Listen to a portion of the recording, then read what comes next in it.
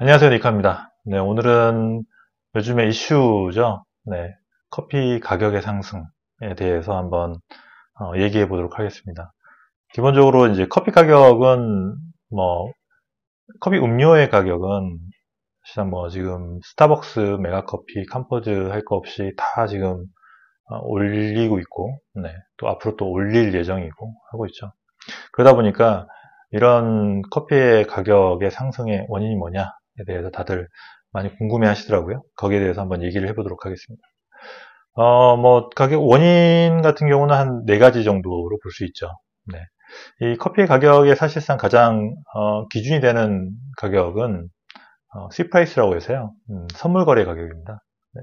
이 선물 거래 가격에 영향을 주는 것들을 한번 볼 텐데, 첫 번째 이제 기후 변화죠. 어쨌든 나타나는 이제 기후 변화가 가장 큰 원인이죠. 특히 이제 아라비카 커피 같은 경우는 굉장히 이 기후에 민감한 종이라서 갑자기 뭐 추워지거나 특히 서리 이런 것들이 굉장히 약하죠. 그 다음에 음, 비가 와야 되는 시기에 비가 안 온다거나 또는 비가 뭐 오지 말아야 될 시기에 비가 많이 온다거나 네, 또 강우가 또 한 번에 또 몰아서 온다거나 이런 것들에 굉장히 많은 영향을 받고요. 그런 것들에 의해서 뭐 곰팡이나 여러 가지 병충해의 또 발생이 이 커피, 특히 이제 아라비카의 생산량에 크게 영향을 주죠. 특히 어, 가장 기준이 되는 브라질 같은 경우도 요즘에 이 기후 변화에 굉장히 큰 영향을 받고 있고 이게 바로 우리 커피 가격의 상승에 어떻게 보면 가장 큰 원인이 될 수 있다라고 합니다.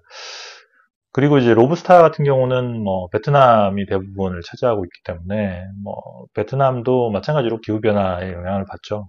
그러다 보니까 굉장히 많은 농장들이 생산량이 줄었다. 그래서 이걸로는 이제 생활이 힘들다.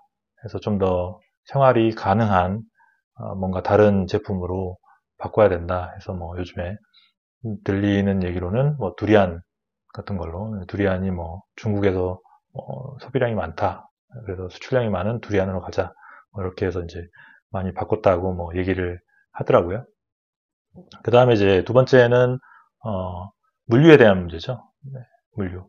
그러니까 팬데믹 이후에 사실 이 물류들이 특히 각 지역에 이제 전쟁들이 일어나다 보니까 사실 해상 물류가 굉장히 좀 힘들어지고 또 해상 물류에 또 이게 이제 기존에 가던 길에서 굉장히 많이 벗어나서 돌아가거나 뭐 이러면 또 물류비나 이런 것들이 상승할 수밖에 없죠.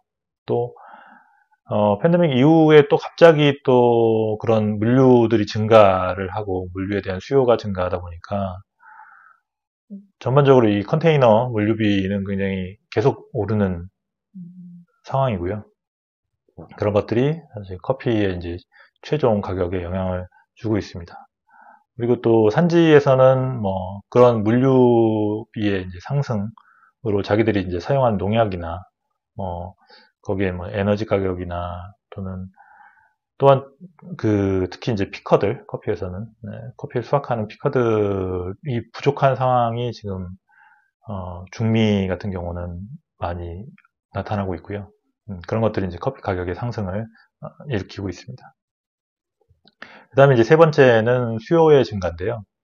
어, 뭐 지금 다들 아시겠지만 뭐 커피의 수요는 줄지를 않죠. 특히 새로 이제 커피 소비국으로 굉장히 빠른 성장을 하고 있는 중국, 그다음에 중동의 나라들은 이 커피 수요 증가에 굉장히 큰 영향을 주고 있고요. 그런 것들이 또 특히 아라비카 가격에 가격 상승에 영향을 주고 있습니다. 또한 이 커피 가격의 기준이 되는 이 C프라이스, 이 C프라이스는 이제 커피 선물 거래 가격이라고 하죠. 이 커피 선물 거래 가격은 사실 요즘에 이제 그 투기 시장이 원자재 쪽으로 많이 갔죠. 특히 원자재 중에서도 이제 농산물 쪽으로 많이 가다 보니까 이 농산물 시장에 이 투기자분들이 굉장히 많이 들어오죠. 커피 쪽도 마찬가지입니다. 커피도 이 선물 시장에 이 투기자본들이 굉장히 많이 들어오다 보니까 이런 것들 또한 커피 가격 상승에 영향을 주고 있습니다. 그리고 이제 우리나라 같은 경우는 이제 환율이죠. 환율이 지금 1,400원대에서 떨어지질 않기 때문에 그것들이 사실 이중으로 이 커피의 가격을 상승시키는 효과를 내고 있고요. 그런 것들이 사실 지금 커피 가격을 올리는 우리나라에서 봤을 때 가장 큰 원인 중에 하나죠. 뭐 결론적으로 지금 커피의 가격은 뭐 떨어질 것이냐라고 봤을 때 그렇게 긍정적이지는 못한 것 같아요. 일단 6월에 브라질의 생산량을 이제 한번 보면 6월 정도는 좀 떨어질 것이다 라고 예측하는 산지의 전문가들이 그렇게 얘기를 하고 있는데 그래도 뭐 큰 폭으로 떨어지지는 않을 거다라는 게 대세인 것 같고요. 그리고 우리나라에서는 사실 또 가장 큰 문제가 이제 환율이 떨어질 것이냐 거기에 굉장히 이 커피 가격이 많이 기대어 있는 것 같아요. 근데 뭐 이런 부정적인 것들도 있는데 사실 우리나라 입장에서는 약간 긍정적인 뉴스를 보면 일단 미국의 관세가 올라갈 거다. 그것이 이제 미국 내의 수요를 좀 떨어뜨릴 거다. 그러면 이제 산지의 이제 농장들은 새로운 바이어들을 찾겠죠. 새로운 공급처를 찾을 텐데 그게 아시아 쪽일 수 있다. 그러면 이제 물량에 대한 문제. 지금은 사실 뭐 가격이 비싸다 하더라도 또 물량이 부족한 이유가 이 커피 가격을 떨어지지 못하는 원인 중에 하나거든요. 그래서 물량이 조금 그럴 수 있다. 두 번째는 이제 EU가 올해 지금 시행을 예정을 했는데 단계별로 이제 시행을 하겠다고 하는 EUDR에 대한 얘기죠. EUDR은 EU에서 이 EU 시장 내에 진입하는 이제 제품들을 산림 파괴하고 관련해서 이제 공급망 문제를 해소하기 위해서 마련된 규제인데요. 이 EUDR 같은 경우는 이제 특히 농산물, 특히 이제 커피 생두, 뭐 카카오, 이제 또 축산물 이런 것들에도 영향을 줍니다. 어떤 내용이냐면 그 유럽에서는 이제 이 EUDR이 본격적으로 시행이 되면 이 제품이 산림 파괴나 생태계 파괴에 뭔가 기여를 하지 않았다라는 것들을 증명을 해야 되죠. 그래서 이제 지속 가능한 공급망 구축을 목표로 하는 건데 그렇게 되면 이제 수출자 같은 경우는 이거를 입증할 수 있는 서류, 특히 이제 추적 가능한 이제 정보를 제출을 해야 되죠. 그런 것들이 어떻게 보면 EU 시장의 진입을 굉장히 힘들게 만들 수 있고요. 또 그렇다 하더라도 그런 것들이 또 비용적인 부담이 생기겠죠.